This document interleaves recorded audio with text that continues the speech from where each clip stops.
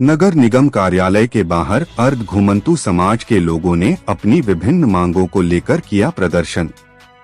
प्रदर्शनकारियों ने समाज के गरीब परिवारों को आवासीय भूखंड उपलब्ध कराने की मांग की। महापौर राकेश पाठक ने प्रदर्शनकारियों से बातचीत की और आश्वासन दिया कि नगर निगम द्वारा उचित स्थान चिन्हित कर पात्र गरीब परिवारों को भूखंड दिए जाएंगे। महापौर के आश्वासन के बाद प्रदर्शन शांतिपूर्ण तरीके से संपन्न हुआ और नगर निगम प्रशासन द्वारा मांगों पर आगे की कार्रवाई की प्रक्रिया शुरू की जा रही है। आज घुमंतु जातियों का एक तरह से मेला लगा है और ये सभी लोग एक ही मांग लेकर के आए कि राजस्थान सरकार की जो जन कल्याणकारी योजना है 25,000 पट्टे आवंटित करना और 25,000 पट्टे आवंटित करने के अलावा भी राज्य सरकार की बहुत सारी जन कल्याणकारी योजनाएं हैं, उन योजनाओं से इन लोगों को जोड़ करके इनको लाभ पहुंचाना है। इसके लिए हम आज महापौर साहब के पास आए हैं, उनको हमने हमारा सर्वे सौंपा है और कम से कम 300 बीघा जमीन आरक्षित करने की हमने मांग की है, जिसमें अगर जमीन आरक्षित हो जाती है तो उसके बाद में जो भी लोग वंचित रह गए, जिनके पास भूखंड नहीं है, उनको वहां पर भूखंड देने का काम किया जाएगा और साथ ही जो लोग जहां रह रहे हैं उनको वहीं पे पट्टा दिया जाए और जिनके कच्चे मकान है उनको मकान बनाने के लिए पैसे दिए जाए।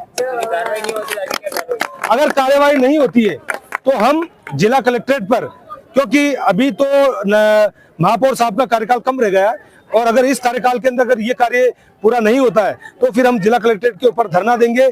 हमें अनशन भी करना तो करेंगे और अगर हमें आत्मदाह भी करना पड़ा, क्योंकि हम बार बार इस चीज से थक चुके हैं, तो हम वो भी करेंगे और संयुक्त रूप से करेंगे। राजकुमार मालावत, अजमेर संभाग संयोजक जन अधिकार समिति। घुमंतु, अर्ध घुमंतु और आर्थिक रूप से पिछड़े रहने वाले व्यक्तियों के स्थायी निवास के लिए जो धूप, बारिश और विभिन्न परिस्थितियों में अपने जीवन को बहुत ही निचले स्तर पे जी रहे हैं, इन सब की चिंता करते हुए हमारे यशस्वी मुख्यमंत्री आदरणीय भजन लाल जी शर्मा ने सभी नगर निकाय को और सबको आदेश दिए हैं कि सर्वे करके इन सबको 50 वर्ग गज तक के भूखंड निःशुल्क देने हैं। न सिर्फ 50 वर्ग गज तक के भूखंड निःशुल्क देने हैं, वरन इनको भवन निर्माण के लिए 2 लाख रुपए देने का भी योजना बनाई है, जो कि अपने आप में एक बहुत ही सराहनीय पहल है। नगर निगम अपने स्तर पे सर्वे कर रहा है। मैंने व्यक्तिगत रूप से जो भी घुमंतु समाज में काम कर रहे हैं उन लोगों से संपर्क करके उनको बुला के उनको कहा कि आप अपना सर्वे भी हमें दे दीजिएगा। उस सर्वे को हम हमारे सर्वे के अधिकारियों से मिलान करके इसको शीघ्र कार्रवाई करके, जो मुख्यमंत्री जी की आकांक्षा है और मन की भावना है कि हर गरीब को, जैसा हमारे प्रधानमंत्री जी कहते हैं कि हर गरीब के पास छत होनी चाहिए, उस और हम अग्रसर है। 2 लाख रुपए और 50 वर्ग गज तक का भूखंड हम देने जा रहे हैं सबको। सर, अर्ध घुमंतु और घुमंतु समाज लगभग 20 साल से आरसीबी में इन्होंने अपना गुजर बसर किया। उसके बाद जब भाजपा सरकार थी, वसुंधरा राजे का राज था, बीजेपी सरकार थी, उस समय जोधराज के अंदर इनको प्लॉट दिए गए, भूखंड दिए गए, मकान बनाए गए। अब क्या है सर कि कुछ ऐसे लोग जो बच गए, उनके लिए और क्या प्रयास जारी रहेंगे? जैसे आज तो मिले हैं, अब आगे का क्या है? मैं वही कह रहा हूँ, वैसे लोगों के ही कह रहा हूँ। ऐसे लोगों के सर्वे के लिए हमने सरकारी सर्वे के साथ साथ इनको स्व प्रेरणा से सर्वे करके हमें सूची मांगी है। इन लोगों ने आज सब इकट्ठे करके एक सूची मेरे पास पहले भी आई है, रतननाथ जी कालवेली ने दी है, और एक सूची मेरे पास आ गई है।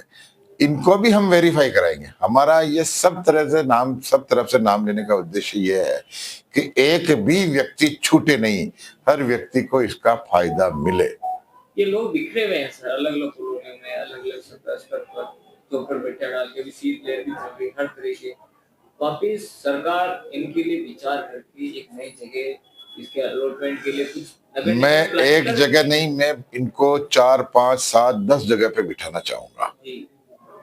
अगर प्रथम दृष्टया तो कोई आपत्ति नहीं है, जहां ये बैठे हुए हैं वहीं अगर सरकारी जगह उपलब्ध है और वहीं अगर इनकी योजना बनाई जा सकती है तो वहीं बिठाया जाए। अगर वहां नहीं है तो निकटस्थ कहाँ बिठाया जा सकता है, इसके बारे में पटवारी, तहसीलदार, माननीय जिलाधीश महोदय सब बैठ के विचार करेंगे। लेकिन प्रधानमंत्री जी और मुख्यमंत्री जी की भावना के अनुसार हर व्यक्ति के पास छत हो, इस ओर हम काम करेंगे।